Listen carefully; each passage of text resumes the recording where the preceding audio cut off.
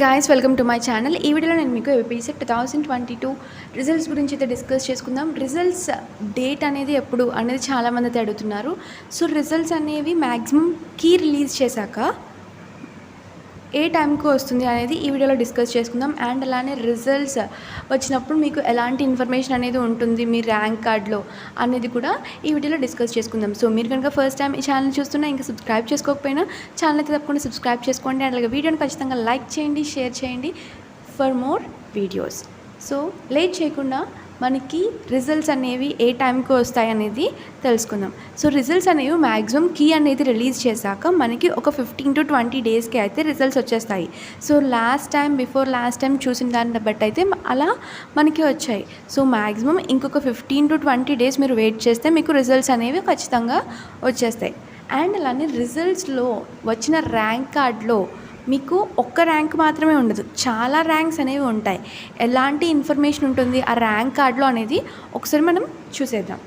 And అలానే మీరు కనుక ఫస్ట్ టైం ఈ ఛానల్ చూస్తున్నా ఇంకా సబ్స్క్రైబ్ చేసుకోకపోయినా ఛానల్ అయితే తప్పకుండా సబ్స్క్రైబ్ చేసుకోండి ఫర్ మోర్ అప్డేట్స్. సో ఇక్కడ preparation of merit list for assigning ranks in APSET. So merit lists అనేవి ఎలా ప్రిపేర్ చేస్తారో అనే దాని గురించి.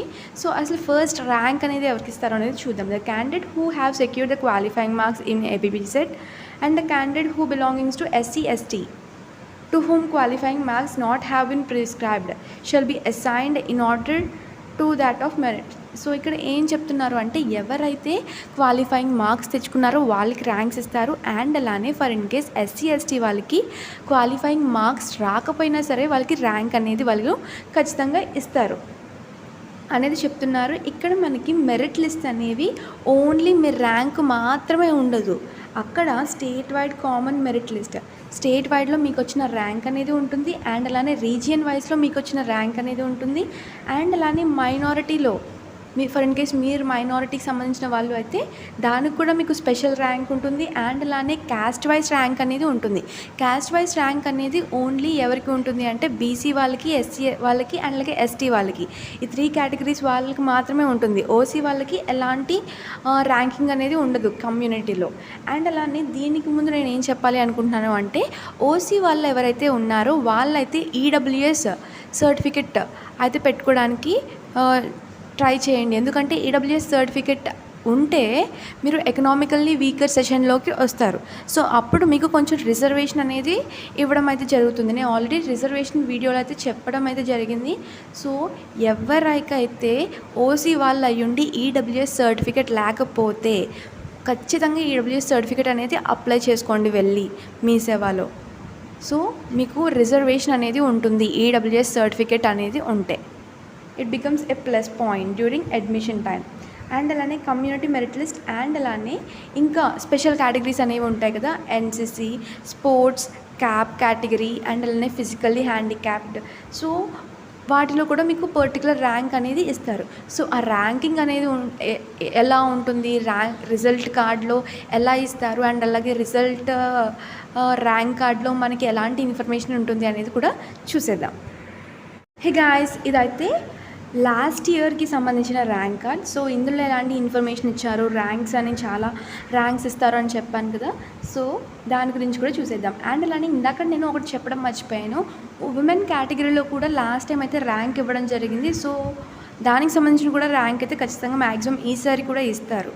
బట్ మనకి ఇన్ఫర్మేషన్ బ్రోచర్లో ఎలాంటి ఇన్ఫర్మేషన్ ఇవ్వలేదు, కానీ ఇస్తారు అని నేను అనుకుంటున్నాను. అండ్ ఇక్కడ మీరు చూస్తే మార్క్స్ అనేవి 60 మార్క్స్ వచ్చాయి. ర్యాంక్ అనేది ఎలా వచ్చింది అంటే 177. సో 60 మార్క్స్కి 177 అనేది వచ్చింది కెమికల్ సైన్స్లో. సో దీన్ని బట్టి ఈసారి కూడా వస్తాయా అని అంటే చెప్పలేము. ఏమో కాంపిటీషన్ పెరగచ్చు, కాంపిటీషన్ తగ్గచ్చు, ఏదైనా కావచ్చు. అండ్ అలానే ఫస్ట్ మనకి 177 ర్యాంక్ అయితే ఇచ్చారు, స్టేట్ వైజ్ ర్యాంక్. అండ్ అలానే విమెన్ కేటగిరీ ర్యాంక్ అనేది 96 వచ్చింది. అండ్ అలానే NCC category, that means special కేటగిరీలో. సో ఈ క్యాండిడేట్ వచ్చేసరికి ఓసీ కేటగిరీ కాబట్టి ఎలాంటి క్యాస్ట్ కేటగిరీ ర్యాంక్ అనేది ఇవ్వలేదు. అండ్ అలాగే మైనారిటీ కాదు కాబట్టి మైనారిటీ ర్యాంక్ కూడా ఏం లేదు. అండ్ అలానే ఏపీసెట్ ర్యాంక్ కార్డ్లో మనకి ఎలాంటి ఇన్ఫర్మేషన్ ఇస్తారు అనేది చూసేద్దాం. ఏపీసెట్ 2021 ర్యాంక్ కార్డ్లో వాళ్ళు ఎలాంటి ఇన్ఫర్మేషన్ ఇచ్చారు అంటే ఫస్ట్ పాయింట్ చూస్తే ఎవరికైతే good marks that means rank అనేది వచ్చిందో వాళ్ళు ఫర్దర్ కౌన్సిలింగ్ అయితే అటెండ్ అవ్వమని చెప్పారు.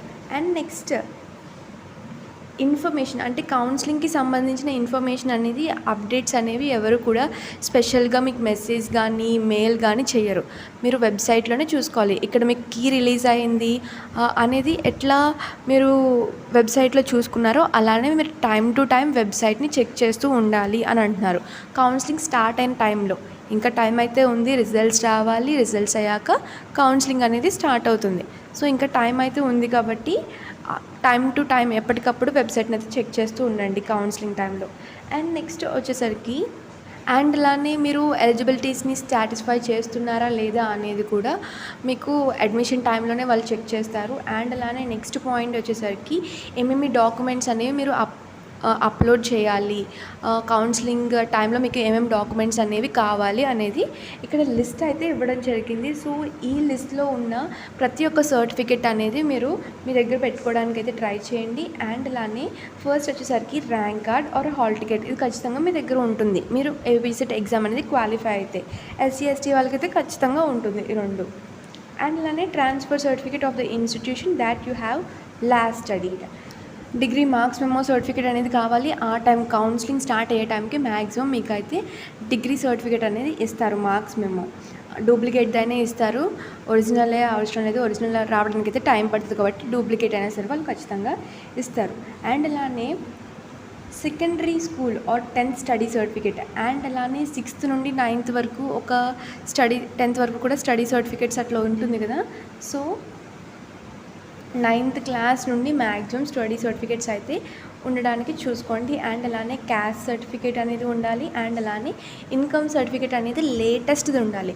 సో ఇది ఏబిపిసి 2021 కాబట్టి 21లో ఉన్న ఇన్కమ్ సర్టిఫికేట్ అయితే అడగడం జరిగింది. ఇప్పుడు మీరు ఏబిపిసి 2022 కాబట్టి మీరు 2022లో న్యూగా చేయించుకున్న ఇన్కమ్ సర్టిఫికేట్స్ అయితే పెట్టుకోవడానికి ట్రై చేయండి. ఇంకా ఎక్స్పైర్ కాలేదు అని అయితే అనుకోకండి. మ్యాక్సిమం న్యూ సర్టిఫికేట్ అయితే పెట్టడానికి ట్రై చేయండి. అండ్ అలానే స్పెషల్ కేటగిరీ సర్టిఫికేట్స్ అనేవి ఉంటాయి కదా, ఎన్సీసీ కానీ, స్పోర్ట్స్ కానీ, ఫిజికల్లీ హ్యాండిక్యాప్డ్ కానీ, లేకుంటే క్యాప్ కేటగిరీ సంబంధించి కానీ ఆ సర్టిఫికేట్స్ కూడా పక్కకు పెట్టుకోండి. అండ్ అలాగే ఆధార్ కార్డ్, వీటితో పాటు మీ ఇంటర్ 10th అవన్నీ కూడా పక్కన పెట్టుకోవడానికి అయితే ట్రై చేయండి. ఎందుకంటే ఇది అడ్మిషన్ టైంలో అయినా సరే, దట్ మీన్స్ మీకు కౌన్సిలింగ్ అయిపోయాక అడ్మిషన్ టైంలో అయినా సరే ఇవన్నీ మీరు వాళ్ళకి చూపించాలి. అండ్ అలానే మైగ్రేషన్ సర్టిఫికేట్ అనేది ఒకటి ఉంటుంది. మైగ్రేషన్ సర్టిఫికేట్ అనేది దేనికి అంటే అన్ని యూనివర్సిటీస్లోనే అడగరు కానీ కొన్ని వాటిలో అయితే ఖచ్చితంగా అడుగుతారు. ఫర్ ఇన్ కేస్ మీరు డిగ్రీ అనేది ఏకేఎన్యూ, దట్ మీన్స్ ఆదికవి నన్న యూనివర్సిటీలో చదివి మీరు ఆంధ్ర యూనివర్సిటీలోకి పీజీ చేయాలి అనుకుంటున్నారు అంటే ఆ టైంలో మీరు ఒక యూనివర్సిటీ నుండి ఇంకొక యూనివర్సిటీకి అయితే మైగ్రేట్ అవుతున్నారు. సో ఆ మైగ్రేషన్ సర్టిఫికేట్ అనేది కూడా మీ దగ్గర ఉండాలి. సో మైగ్రేషన్ సర్టిఫికేట్ అనేది ఎక్కడ నుండి మనం తెచ్చుకోవాలి అని మీకు డౌట్ వస్తుంది, ఎక్కడ ఇస్తారు అనేది. మీ యూనివర్సిటీ ఏ యూనివర్సిటీ కిందకైతే మీ కాలేజ్ వస్తుందో ఆ యూనివర్సిటీ దగ్గరికి అయితే మీరు వెళ్ళి మైగ్రేషన్ సర్టిఫికేట్ అనేది అడిగితే అక్కడ మీకు డీడీ అయితే కట్టించుకుంటారు. కొంత అమౌంట్ అయితే కట్టించుకొని అక్కడ సర్టిఫికేట్ అనేది ఇస్తారు. అమౌంట్ అనేది కూడా ఎంతో ఉండదు, 400 to 700లో ఉంటుంది. సో ఈ సర్టిఫికేట్స్ అయితే మీరు పక్కన పెట్టుకోండి. అండ్ అలాగే నేను నెక్స్ట్ వీడియోస్లో కౌన్సిలింగ్ టైంకి ఏమేమి సర్టిఫికేట్స్ ఉండాలి అనేది వీడియో కూడా చేస్తాను. అండ్ నెక్స్ట్ లాస్ట్ ఏంటి అంటే మీ పాస్పోర్ట్ సైజ్ ఫొటోస్ అనేవి 2 ఖచ్చితంగా పక్క ఉంచండి. అది జస్ట్ ఫోటో తీసుకొని దాన్ని కేబీస్లోకి ట్రాన్స్ఫర్ చేసుకొని ఉంటుంది కదా, అప్లోడ్ చేస్తే సరిపోతుంది. ఇవన్నీ మీకు మొత్తం ఆన్లైన్ ప్రాసెసే ఉంటుంది. కౌన్సిలింగ్ అంతా కూడా ఆన్లైన్ ప్రాసెసే ఉంటుంది. మీరు ఎక్కడికి వెళ్ళాల్సిన అవసరం అయితే లేదు. But NCC, sports, cap category, physical handicapped వాళ్ళు ఉంటారు కదా, వాళ్ళైతే స్పెషల్గా ఆ సర్టిఫికేట్స్ వెరిఫికేషన్ అంటే స్పెషల్ కేటగిరీ సర్టిఫికేట్స్ అనేవి ఉంటాయి కదా, ఆ సర్టిఫికేట్స్కి సంబంధించిన సర్టిఫికేట్స్ అనేవి వెరిఫై చేయించుకోవడానికి వాళ్ళైతే ఒక సెంటర్ ఇస్తారు ఆ టైంలో. సో ఆ టైంలో వాళ్ళు ఆఫ్లైన్లో వెరిఫికేషన్ అనేది చేయించుకోవడానికి వెళ్ళాలి. అంతేగాని కౌన్సిలింగ్ అనేది మొత్తం ఆన్లైనే ఉంటుంది. లాస్ట్లో మీకు సీట్ అనేది అలాట్ చేశాక అడ్మిషన్ టైంలో మాత్రమే మీరు వెళ్ళి మీ ఒరిజినల్స్ అనేవి అక్కడ ఆ యూనివర్సిటీకి చూపిస్తారు, లేకుంటే మీకు ఏ కాలేజ్లో సీట్ వచ్చిందో ఆ కాలేజ్లో అయితే చూపిస్తారు. సో ఇదే ప్రాసెస్. సో ర్యాంక్ కార్డ్ అనేది ఇలా ఉంటుంది, ర్యాంక్స్ అనేవి ఇలా ఇస్తారు. సో ఇది ఫ్రెండ్స్ నేను ఇవ్వాలనుకునే ఇన్ఫర్మేషన్. సో ఈ వీడియో కనుక మీకు యూస్ఫుల్ అనుకుంటే ఖచ్చితంగా వీడియోని లైక్ చేయండి, మీ ఫ్రెండ్స్కి అయితే ఖచ్చితంగా షేర్ చేయండి. అండ్ అలానే మర్చిపోకుండా సురేష్ ఎన్ఎస్ ఛానల్ మాత్రం తప్పకుండా సబ్స్క్రైబ్ చేసుకోండి ఫర్ మోర్ అప్డేట్స్.